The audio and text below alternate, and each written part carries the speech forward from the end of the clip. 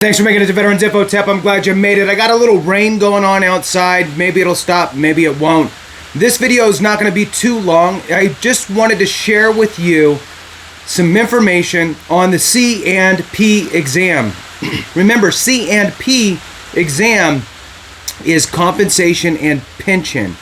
I just wanted to talk through, very high level, a couple things, but also share with you that Clay from the CivDiv and myself have put together a long form video with some really great examples and some good tips and tricks, and I'll put that in the comments. I'll put it in the description too. We'll see if it sticks in there. I don't know. Sometimes it's weird. So when you're getting ready to go into your C&P exam, it's a stressful time. It's stressful all the way up until you're out of that office. Then even after you leave the C&P examiner, you're often fraught with, oh, I wish I would have did this and I shouldn't have did that, and did I scratch my head funny? Did I tie my shoe? What did I do? Did I look, how they wanted me to look? And some of that stuff might, have some weight to it, but for the most part, we tend to overthink things a little bit. And it's because we don't really know what to expect. So understanding what to expect is important, and being prepared is important.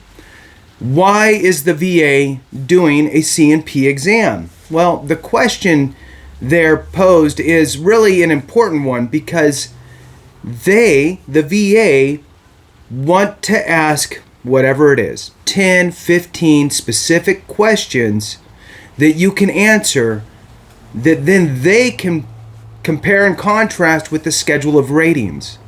That way, when they ask 1,000 people those same 10 or 15 questions, and they measure it against the schedule of ratings, they can make sure that they are consistently rating people in the right bucket. What I have found most often is when we are underrated or we get lowballed, a lot of times, not all, because the VA does screw up, but a lot of times we missed a few key things that we should have said about our condition, our different situations that we're in with our condition, our signs, our symptoms, the duration, all of those types of things. And sometimes what happens is we're in for the C&P exam, and we may think we know what we need to tell the C&P examiner just based on conversations that we may have had with other veterans or some things that we read somewhere. Here's the reality. The VA is looking for the information in the schedule of ratings that pertain to your specific condition. It's right there. Don't guess it, right? The best example I can give is when people will say, well, it affects my quality of life, so dramatically, and all these things, and they're talking about maybe their GERD. Okay, that means something, but that itself is not written anywhere in the schedule of ratings. Now, you could say for GERD, right, that your pain in your abdomen, your sternum, your shoulder, your difficulty swallowing, your regurgitation, your vomiting, sometimes with blood, your consistent heartburn, you've lost some weight, you can't sleep. These types of things are going to put you into a position to where you can get the rating that you're looking for, versus saying, oh, it's bad heartburn and it really affects my life. The heartburn is the only symptom. Is Stan chiming in? So heartburn is the only symptom of GERD that's listed in the schedule of ratings in that statement of, it's bad heartburn and it really affects my quality of life. So what the VA is looking for is specific words to align with the schedule of ratings. That is the most important thing to understand. I constantly say, look, write it down, print it out, take it with you, recite from it if you have to. Don't lie. If you meet those things, say those things that you meet. Don't miss one of them, because it could drive you lower in your rating.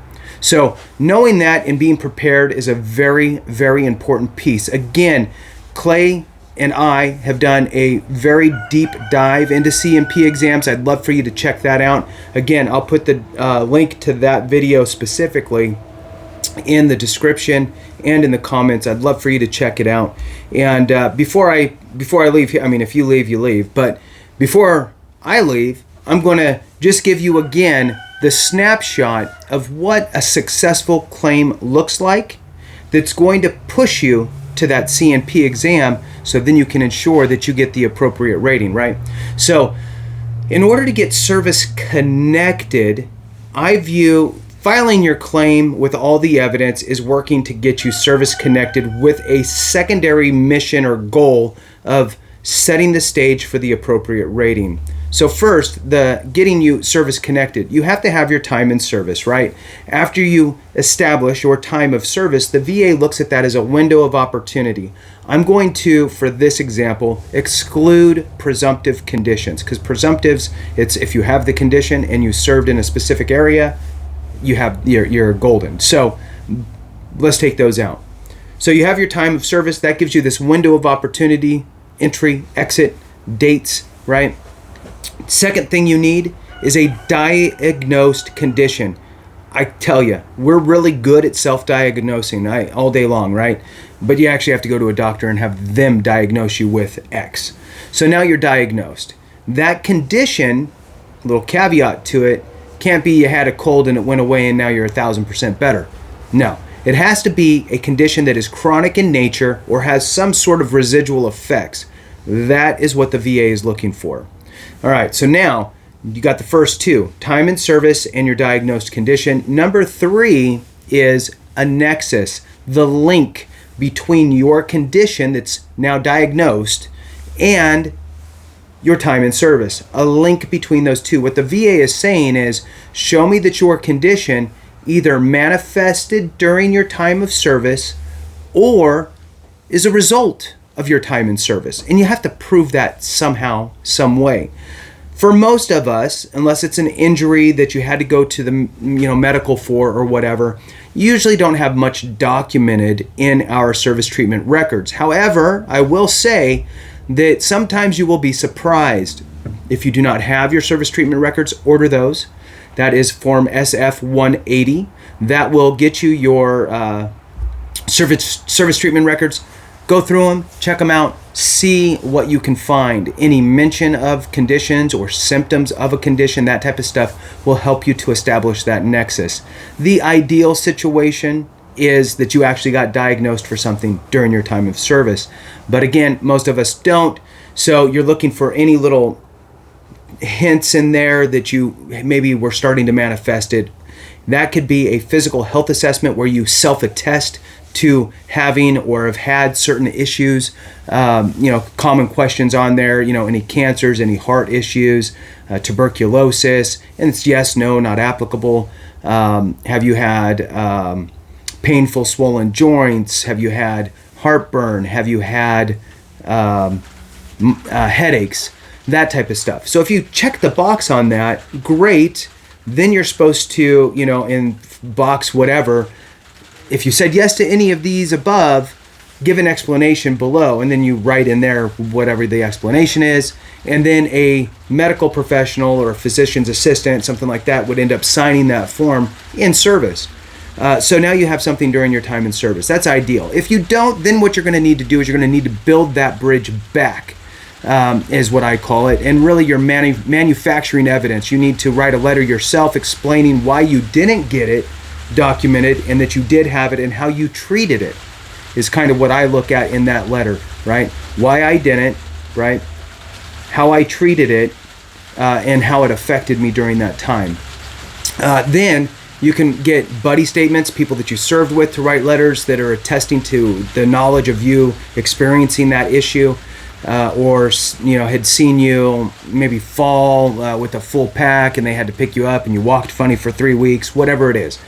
Then you can work with family members, any family members that you know that can attest to knowing that you had that issue.